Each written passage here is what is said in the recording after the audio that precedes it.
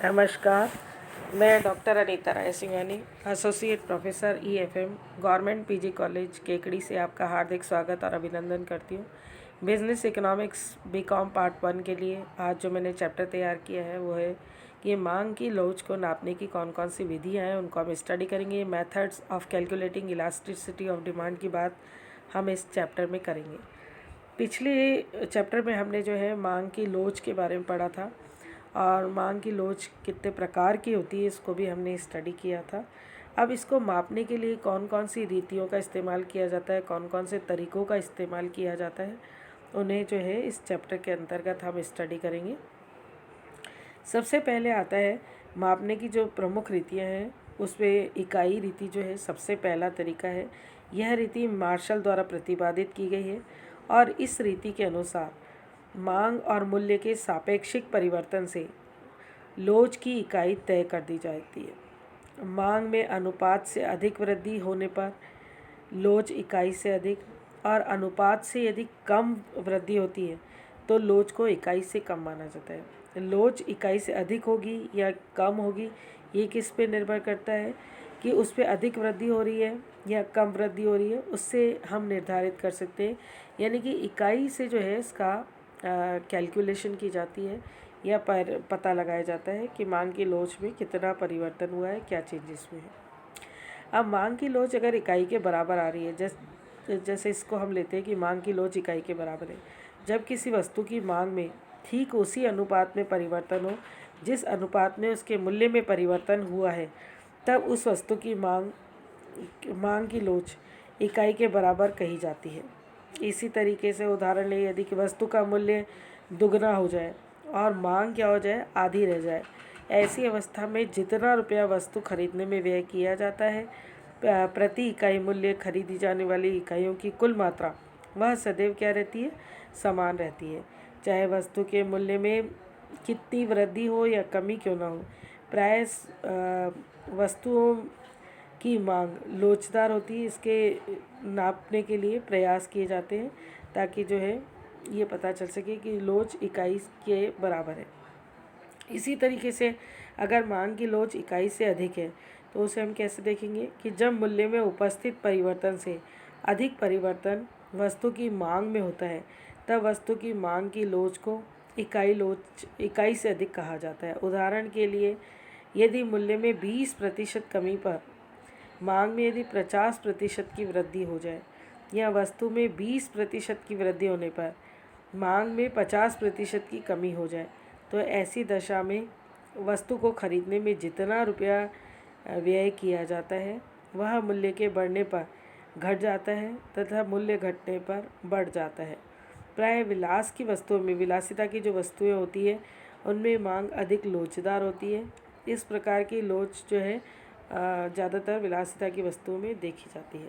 तीसरा महत्वपूर्ण बात आती है इसके अंतर्गत, इकाई लोच के अंतर्गत, इकाई रीति के अंतर्गत, कि मांग की लोच इकाई से कम। और इसे हम कैसे देखते हैं कि जब मूल्य में उपस्थित परिवर्तन से कम परिवर्तन वस्तु की मांग में होता है, जब वस्तु की मांग की लोच इकाई से कम कही जाती है। उदाहरण के लिए, मूल्य में 50% की कमी होने पर मांग में यदि 20% की वृद्धि हो, या मूल्य में 50% की वृद्धि हो जाने पर मांग में केवल 20% की कमी हो, तो ऐसी अवस्था में वस्तु के खरीदने में जो रुपया व्यय किया जाता है वह मूल्य के बढ़ने पर बढ़ जाता है और मूल्य के घटने पर घट जाता है। प्राय आवश्यक वस्तुओं की मांग कम लोचदार होती है और इसमें जो है ज़्यादा चेंजेस नहीं आते। तो ये जो है इकाई रीति हुई जिसके अंतर्गत हमने तीनों तरीके जो है स्टडी किए। अब तीसरा नेक्स्ट मेन पॉइंट आता है प्रतिशत रीति। प्रतिशत रीति को अब हम स्टडी करेंगे कि मांग की लोच नापने की दूसरी विधि के प्रतिपादक फ्लैक्स है। यानी कि प्रतिशत रीति किसने प्रतिपादित की है, फ्लैक्स के द्वारा की गई है। और फ्लैक्स ने भी मांग की लोच को इकाई के बराबर, इकाई से अधिक और इकाई से कम 3 श्रेणियों में विभाजित किया है, किंतु उनका आधार भिन्न रखा गया है। उनकी रीति के अनुसार पहले यह देखना होता है कि मूल्य में जो परिवर्तन हुआ है वह पहले मूल्य का कितना प्रतिशत है। उसके बाद मांग में जो परिवर्तन हुआ है वह पिछली मांग का कितना प्रतिशत है। आनुपातिक या प्रतिशत विधि के अनुसार मांग की लोच ज्ञात करने के लिए एक फार्मूला भी हम देख सकते हैं, और उस फार्मूले के अनुसार हम क्या करते हैं कि मांग की लोच कैसे निकाली जाती है। मांगी गई मात्रा में प्रतिशत परिवर्तन अपॉन कीमत में प्रतिशत परिवर्तन। मांगी गई मात्रा में प्रतिशत परिवर्तन को क्या किया जाता है, कीमत के प्रतिशत परिवर्तन से भाग दे करके मांग की लोच ज्ञात कर दी जाती है। अब तीसरा महत्वपूर्ण पॉइंट आता है नापने के लिए बिंदु रीति। बिंदु रीति क्या है उसको हम समझ लेते हैं। यह बिंदु रीति जो है बोल्डिंग ने दी है, और प्रोफेसर बोल्डिंग ने मांग की लोच को नापने के लिए एक और ढंग बताया है। इस विधि के अंतर्गत मांग रेखा के किसी भी बिंदु पर मांग की लोच जानने के लिए मांग रेखा के उस बिंदु के से नीचे वाले अंश को उस बिंदु के ऊपर वाले अंश से अगर भाग दे दिया जाए तो ये क्या कहलाती है, बिंदु रीति कहलाती है। तो इसमें जो यहाँ पे आपकी मांग आ रही है उससे ऊपर और नीचे का स्थिति को देख करके ये अनुमान लगाया जाता है कि इकाई से अधिक है या इकाई है या इकाई से कम है। तो ये रीति बिंदु रीति कहलाती है, और मांग की लोच को नापने के एक तरीका बिंदु के आधार पे भी रखा गया है। इसके बाद अगली रीति आती है। अच्छा, इसके अलावा जो अगली रीति है वो है चाप विधि। यह भी अत्यंत महत्वपूर्ण है कि यद्यपि मांग की लोच नापने के लिए बिंदु पद्धति पर्याप्त संतोषजनक है, तथापि इस पद्धति द्वारा मांग की लोच नापना कठिन है, क्योंकि व्यवहारिक जगत में मूल्य तथा मांगी गई मात्रा में सूक्ष्म परिवर्तनों की मांग सारणियाँ बहुत कम उपलब्ध होती हैं, जिसमें मांग और मूल्य में पर्याप्त घटबढ़ होती रहती है। उदाहरण के लिए वस्तु का मूल्य 1 रुपये से बढ़कर यदि 2 रुपये हो जाता है, प्रारंभिक मूल्य में 100% की वृद्धि मूल्य में पर्याप्त बड़ा परिवर्तन है। ऐसी स्थिति में मांग की लोच नापने के लिए मूल्य तथा मांग की पुरानी और नई संख्याओं के मध्य बिंदुओं का प्रयोग किया जाना चाहिए। इस प्रकार की माप विधि चाप लोच के नाम से प्रसिद्ध है। चाप दो बिंदुओं के मध्य मांग वक्र के भाग को स्पष्ट करता है। इसे ज्ञात करने का एक सूत्र भी है जो निम्न प्रकार है कि मांग की लोच इजिकल टू क्या करेंगे, वस्तु की मांगी गई मात्रा में परिवर्तन अपॉन प्रारंभिक मांग मात्रा प्लस मूल्य परिवर्तन के पश्चात नई मांग मात्रा को जोड़ा जाता है। इस प्रकार जो है ये भी निकाली जाती है, प्लस मूल्य में परिवर्तन अपॉन प्रारंभिक मूल्य प्लस परिवर्तन के पश्चात का नया मूल्य जोड़ करके भी जो है चाप विधि से इसे कैलकुलेट किया जाता है।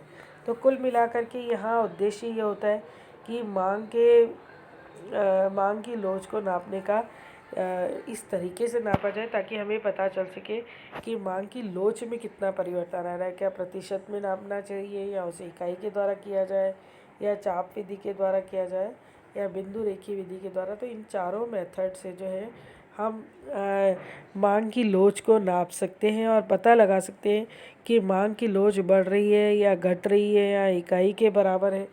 तो यह विधियां जो है अपने आप में काफ़ी महत्वपूर्ण हैं, और इनके लिए अलग अलग फार्मूला भी दिए गए हैं। जैसे मान लीजिए इकाई रीति है तो उसमें मांग और मूल्य के सापेक्षित परिवर्तन के आधार पे जो है अनुपात से अधिक और अनुपात से कम होने पर इकाई से अधिक या इकाई से कम होने पर जो है उसको देख लेते हैं। इसी तरीके से जो हमने दूसरी विधि रखी है उसके अंतर्गत भी जो है प्रतिशत जो कि फ्लैक्स ने दी थी, तो उसमें भी जो है मांग इकाई के बराबर है या कम है, ऐसे 3 श्रेणियों में उन्होंने भी विभाजित कर रखा है कि मात्रा और मूल्य में जो परिवर्तन होता है उनमें प्रतिशत कितना परिवर्तन हो रहा है, प्रतिशत में कम या ज़्यादा परिवर्तन हो रहा है, तो उसको उन्होंने जो है 3 श्रेणियों में विभाजित करके उसको देखा है। इसी तरीके से जो है बिंदु रीति में भी जो है उन्होंने बोल्डिंग ने मांग की लोच को नापने के लिए एक और ढंग बताया है, और उसमें मांग रेखा के आधार पर लोच नापने के प्रयास किए गए हैं। और इसी तरह अंततः इसके अंतर्गत जो है चाप विधि को जो है कहा गया है। हालांकि बिंदु रीति भी बहुत अच्छी मानी जाती है और उसमें भी जो है सारे गुण होते हैं मांग की लोच को नापने के हिसाब से, पर फिर भी कुछ विद्वानों के द्वारा चाप विधि को भी अत्यंत महत्वपूर्ण माना गया है। हालांकि व्यवहारिक जगत में चाप विधि के अंतर्गत क्योंकि मांगी गई मात्रा में सूक्ष्म परिवर्तनों को भी इसमें जोड़ा जाता है और मांग सारणियों में कई बार जो है ऐसे सूक्ष्म परिवर्तन प्राप्त होना कठिन होते हैं। तो इसलिए जो है चाप विधि भी अपने आप में अत्यंत महत्वपूर्ण है। तो इन चारों रीतियों के द्वारा हम जो है मांग की लोच को नापा जा सकता है। धन्यवाद। Thank you so much.